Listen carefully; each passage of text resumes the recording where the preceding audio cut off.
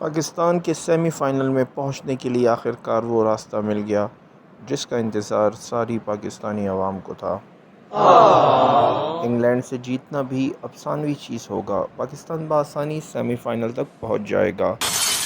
کچھ لوگ یہ سمجھ رہے تھے کہ ایسا نہیں ہو سکتا، لیکن وہ لوگ یہ یاد رکھیں کہ ساؤتھ افریقہ کے ساتھ ہوئے میچ میں پاکستان کے حارث رؤف نے جو لاسٹ افریقن پلیئر کو آؤٹ کیا تھا اسے امپائر کال کی وجہ سے ناٹ آؤٹ قرار دے دیا گیا تھا، اور اسی طرح کے کئی ڈیسیشنز اس ورلڈ کپ میں ہوئے ہیں، جس کی وجہ سے یہ ورلڈ کپ پوری طرح سے کرکٹ کے ماہرین فکس قرار دے رہے ہیں۔ اس بات سے آئی سی سی اور بی سی سی آئی بہت زیادہ تنقید کا شکار ہوئے ہیں، اور کرکٹ کو جینٹل مین گیم سمجھنے والے شائقین بھی غم و غصہ کا شکار ہیں۔ اسی لیے آئی سی سی نے یہ ڈیسیشن لیا ہے کہ ساؤتھ افریقہ، انڈیا اور آسٹریلیا سیمی فائنل میں رہیں گے، لیکن پاکستان کے پاس یہ موقع ہے کہ انگلینڈ سے میچ جیتنے کے بعد وہ سیمی فائنل تک اگر اپنی رسائی پانا چاہتا ہے تو راتوں رات نیوزی لینڈ سے ان کا ملک رینٹ پر لے کر اسے پاکستان کا حصہ بنائے اور سیمی فائنل کھیلے،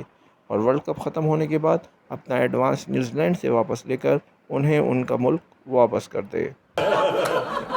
آئی سی سی کے اس فیصلے سے کرکٹ کے دیوانے جھوم اٹھے ہیں، اور جھوم جھوم کر میری یہ باتیں سننے کے بعد مجھے دعائیں دینا نہ بھولیں۔ شکریہ۔ چینل کو سبسکرائب کر لینا تاکہ اگلے ورلڈ کپ میں ہمیں سیمی فائنل تک پہنچنے کے لیے اور کوئی ملک رینٹ پر نہ لینا پڑے۔